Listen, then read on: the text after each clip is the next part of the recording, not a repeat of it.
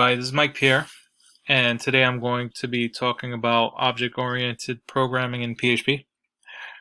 There's four major concepts when it comes to object-oriented programming, which is what you see on the screen: abstraction, encapsulation, inheritance, and polymorphism.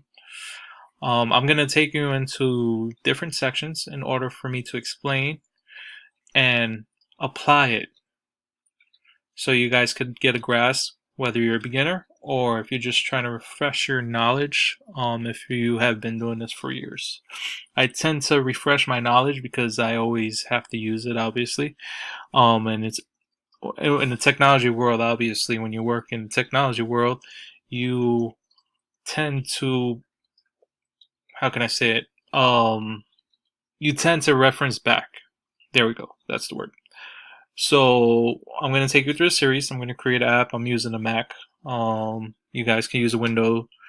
There's different ways of compiling your code, whether you're using it via FTP or you're actually utilizing the PHP within terminal in order to actually execute the script, the PHP command.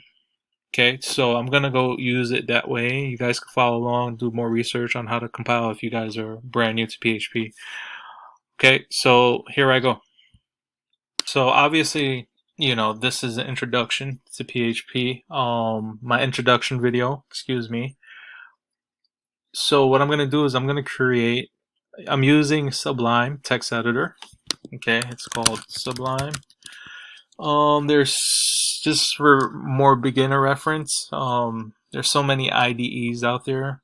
Research the word IDE, and what I'm gonna do is once I have an IDE, obviously, I'm using Sublime Text. You can use Notepad++, PHP Storm.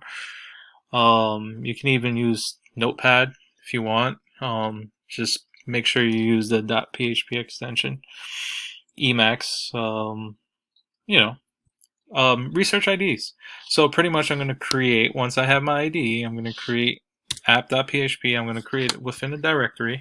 One more thing before I create a directory, I have to make sure that I install PHP within my system, because not every system has PHP installed. So the easiest way, once again, if you're a beginner or if you're already have been in the IT industry and know how to, or already have PHP installed, you guys know where to go. This best reference is actual documentation on how to install PHP. So you go to php.net for that. For the beginners, once again, even for people who are new to PHP that are coming from a Java, C++, C#, or any other programming language world. What else did I want to tell you about? You guys can use XAMPP. And there's another one. There's several types of flavors, but XAMPP I'm familiar with. It's a package that already, once you install it, creates your MySQL database, your PHP MyAdmin, your PHP, your PHP, and what is it, XAMPP, and then I guess they have some other extensions in there. XAMPP can be very advanced, but for the sake of just compiling PHP and MySQL locally in your computer, you can use XAMPP. Okay, so here I go. First thing first, once you create your directory, and I'm slowly going through this, but once you create your directory and you create a file called app.php, you're going to go ahead, like for example, when I told you I was using terminal, you're going to go ahead and, you want to see if the actual application is running. So I'm going to put hello world here, save it. Alright, for the alert, that was the Amber Alert in my area. So you create your file, and then you want to, I'm gonna list it. Okay, so I'm listing what's in there, and then I'm gonna call PHP app.php. Okay, and I got a response of hello world, and I didn't put a break tag or new line because we're just using plain text. We're not even using any print or anything pragmatically. programmatically. So now what we're going to do is we're going to actually start creating our structure, and I would like to start by using inheriting. So back to the code base. Okay, we have app.php, which is going to be our main. I'm sure you heard that word if you're studying programming. Okay, so I'm going to clear that hello world out.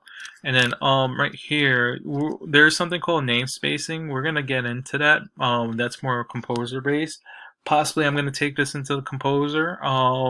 But for now, let's just focus on inheritance, because that's once again one of the four pillars of object-oriented programming for pretty much any programming language. Okay, so why am I doing inheritance first? Is because I need to create my classes, and I want to show you how I can actually inherit from another class. Okay, even though it's app.php, which is our main, that doesn't necessarily mean that our classes are within that main. Okay, so however, what I'm going to do to start off is yes, let me create two more files. Okay, Control N, new.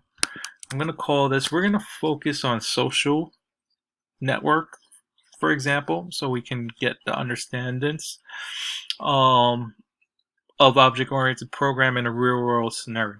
Okay, so first thing first, I'm going to create this file called I'm going to make sure that my Sublime is set in PHP to PHP syntax. You would find that in the right corner of your Sublime editor if you're using it. I know it's cropped out of my page. Okay, so first thing first, we use the PHP tag. And then from here, we're going to call this class, and we're going to call this account. Okay.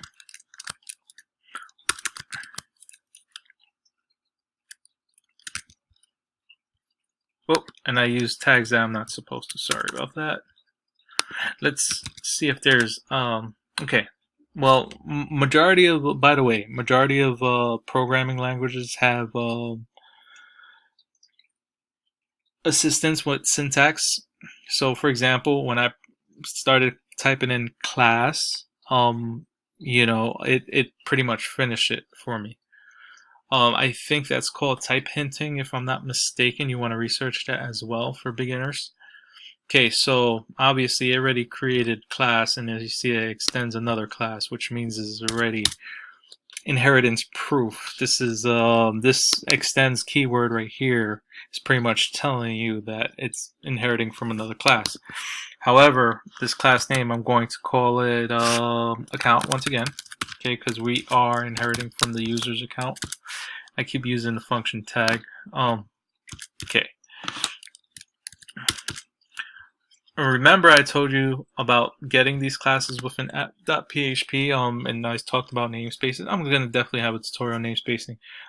You don't really need Composer, but it's real world usage. You can just use autoload. Not getting into detail. So you have your constructor right here. Okay, so account extends another class. So let's call this class. Let's see if that type hinting happens here, class. Oh, because once again I have to set this to PHP. I should set it by default, right? Class, press enter, and then you see I have the class name. PHP Storm is better than this, in my opinion, because of its type hinting that it does for you. Okay, so let's call this, and once again you can extend another class, which could be a database source if you're not using ORMs, which are also known as Object Relational Mapper. Okay, ORM. So let me just take that out, since we are not using a data source or ORM, not instantiating other what do you call that, classes, because there's several design patterns which we will get into as well. Okay, so for example, I'm gonna call this class name bio. Okay, because we want to get details from the user. Okay, and then we have our construct, and then public. Well, you know what? Let's keep it simple. So we have two classes. We have one called bio, and then we have one called account. So account extends bio. Okay, and then here's the bio. Okay, so from here we're gonna get public function. Remember, there's something called public, protected, and private when you are creating these functions. Okay, so public function get. Okay, this get, also known, hold on, and then we have public function set. Okay, these are also known as accessors and mutators. Another concept when it comes to object-oriented programming and what do you call that? Encapsulation. Okay, so for your get, we want to get this PSR. You guys want to research PSR as well, so we want to get data, right? So let us return a public function of get, return an array. Okay,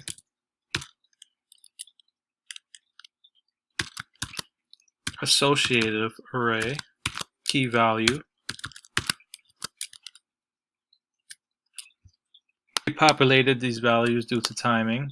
We can also create an array outside that return type called data. Okay, and then for cleaner purposes, we just return data. Okay, let's take out this argument. Let's take out this construct because we're not really using it, but constructs are very important when it comes to designing applications. We're going to save our bio and account. I'm going to leave it in the main directory of this project. So now I'm going to include within main. Ooh, okay, here we go. This is not the recommended way because we're going to once again get into namespacing. Include account, because we want to run account within our main. Okay, and then we're going to instantiate account. But before we do that, let's go back to account. Let's take this argument out. We could leave the construct here. We may use it in future videos. Okay, or maybe not. Okay, so also if you leave public out by default,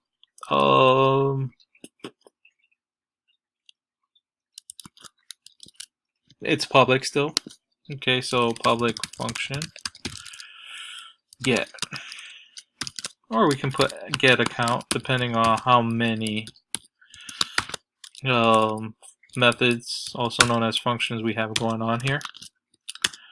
And then we want to get bio. Gets new bio because we're going to instantiate that. Okay, and then from here we can call that method get from bio. And let's return that. And now what we're going to do is we're going to instantiate account into app, also known as our main. So since we included account.php, then right now what we're going to want to do is we're going to want to print the array PHP predefined function, and then we're going to put an expression here. However, before we do that, we're going to have to instantiate the account. Okay, oh, gets new account, and then now what we're going to have to do is that account get account. Okay, and then we're going to want to include bio.php, and then what we're going to finally do is that we're going to call php.app, and then voila, we got a return. Stay tuned for the next video.